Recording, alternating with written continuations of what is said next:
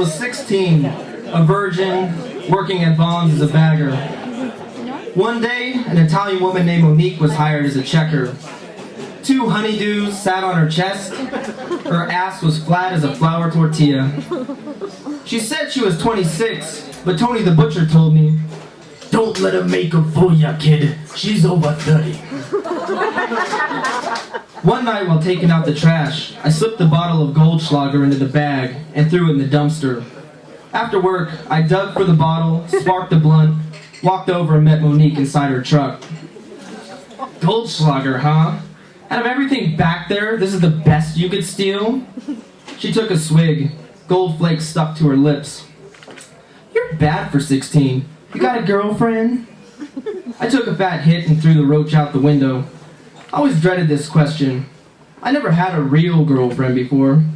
Sure, I'd spidered on the swings with Carrie Ann in the 1st grade. But we were just curious after seeing 2 4th graders do it. It turned out to be uncomfortable and impossible to pump our legs together with any rhythm. Then there was Christine in 2nd grade. I drew stick figures of us holding hands, and inside a heart I wrote, "I like you. Do you like me? Check yes or no." She checked yes. We held hands for a few recesses until my friends started picking me last for football and suggested I'd probably have more fun jump roping with the girls. I had no choice but to let her go. In 5th grade, Jennifer and I played footsie under the lunch tables. I thought this meant we were pretty serious, so I gave her a $10 promise ring I bought from the swap meet. Her mother said she was too young to date boys and made her give the ring back. 7th grade, I used to secretly go to the movies with Shay Lynn, who at the time was also dating my best friend Kyle. For most people, the live-action film Inspector Gadget was probably pretty forgettable. But for me, it's when Shay Lynn finally asked, "Why haven't you tried to kiss me?" "I don't know, I guess I didn't think you'd want me to." I took a gulp of my drink and squirmed in my seat. "Have you ever French kissed a girl?" "Yeah, duh. I mean, she grabbed my hair and her jaws opened like a python about to swallow an ostrich egg. I put my hand on the small of her back as she probed my throat with her giraffe-like tongue. I was pretty sure she had eventually reached the spinach quiche I just had for lunch. "Did you like it?" "Yeah, it was, real cool." "I can't believe the French kiss like that," I thought. "No wonder nobody likes them." 8th grade, I tried having phone sex with Nicole. "Okay, so I'm palming your boob. Oh, your nipple is so hard." Then she said, "I just put your dick in a bowl of melted chocolate. You know, the kind that turns to a shell when you put it on ice cream. Now I'm gonna suck it off." I was silent for a moment, then replied, "I'm pretty sure that chocolate won't harden if you put it on my penis." But apparently, after doing a quick Google search, it works. 9th grade, I started selling pot. One day, 2 11th grade stoner girls named Ratsky and Allison came up to buy a sack. Ratsky was a dirty hippie, and Allison had her tongue pierced and was notorious for giving the best blowjob at Patrick Henry. "So, we have a proposition for you. Allison and I don't have any money, but we think you're cute and..." "And what?" Allison whispered in my ear. "We'll give you a blowjob after school if you give us a gram." I burst into laughter. I don't think so." "Are you kidding me? What, are you gay?" "No, I'd just rather have the $20, that's all." Monique stared at me as I thought about telling her the truth, that I didn't have a girlfriend, nor had I ever had a girlfriend. Then I remembered Tony's advice. "You gotta be confident, little homie, if you want to get the bitches. Just be an asshole. Chicks love assholes." I lit a cigarette, looked her in the eyes. Nah, I'm a player. I don't have time for girlfriends. She cracked up laughing.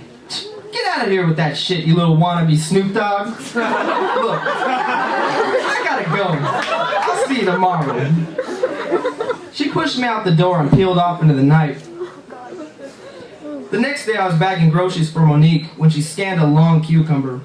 I gripped the green veggie, but she wouldn't let go. Come over tonight. She stroked the cucumber with a giddy smile.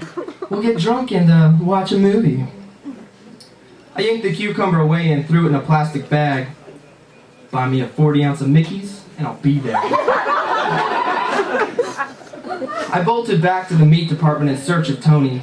Tony spent his checks on hookers at Adelitas. He knew everything about women.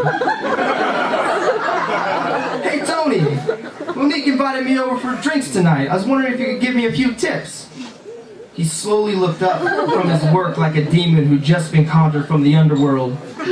Wiping his bloody hands on his apron, he growled, "Listen, little homie. All you need to remember is, wherever your tongue goes, your dick goes after." He looked down and cut a slab of veal into cutlets. I went home that night, watched porn for some pointers, and left a letter. Sleeping at Eric's tonight, Ma. See you in the morning. I then hit up Pal Liquor for a box of extended pleasure condoms. I was ready. As soon as I walked in her door, she grabbed my arm. We downed shots of peach schnapps, and she handed me a 40 of Mickey's. Nice place. How long have you lived here? Not long. Here, let me give you the tour. She pulled me down the hall and opened a door draped with metallic green Mardi Gras beads. The room was lit with a cherry red lava lamp that cast bubbly shadows on us. An NWA poster hung on the back wall. Come here, have a seat, she said, tugging me to the bed. Wow, you have a water bed? I bobbed up and down, creating a set of waves beneath the zebra pink comforter. Stop it, you're making me seasick. She pinched my arm. I think I need some music to set the mood. She got up and popped Chronic 2000, the boombox, on the dresser. Dr. Dre's voice boomed out the speakers. Welcome to Death Row. A cell door slammed shut, a synth started squealing, and the bass line dropped. She came two-stepping back, bumping her shoulders to the beat, and straddled me. I grabbed my 40 of Mickey's and took a long, hard gulp. You're nervous. What makes you think that? I snaked my shaky arms around her waist. Don't worry, just let me take control. She locked her fingers around my neck, drove her tongue into my mouth, tore my shirt off, and we splashed in the bed. Slowly raking her nails up my ribs, my abs spasmed. Hey, I'm ticklish there. Without a word, she stripped off her shirt and steered my hand to her chest. I'd never cupped an unclothed breast before. It kind of reminded me of the water balloons I threw at the ice cream man after he doubled the price for bomb bags. I fished a condom from my pocket and tossed my pants on the floor. She smirked at my naked body as she shimmied out her shorts. God, I probably look like a coffee straw compared to all the men she's been with. I fumbled to thread the portal into manhood, poking around between her legs like a blindfolded child trying to pin the tail on the donkey. Here, she took me in her hand and guided me in. Snoop Dogg started singing Ain't Nothing But a G Thing, and with the swab of a suffocating mackerel, I flopped around on her. It was over. We laid eye to eye, no smiles, no cuddles.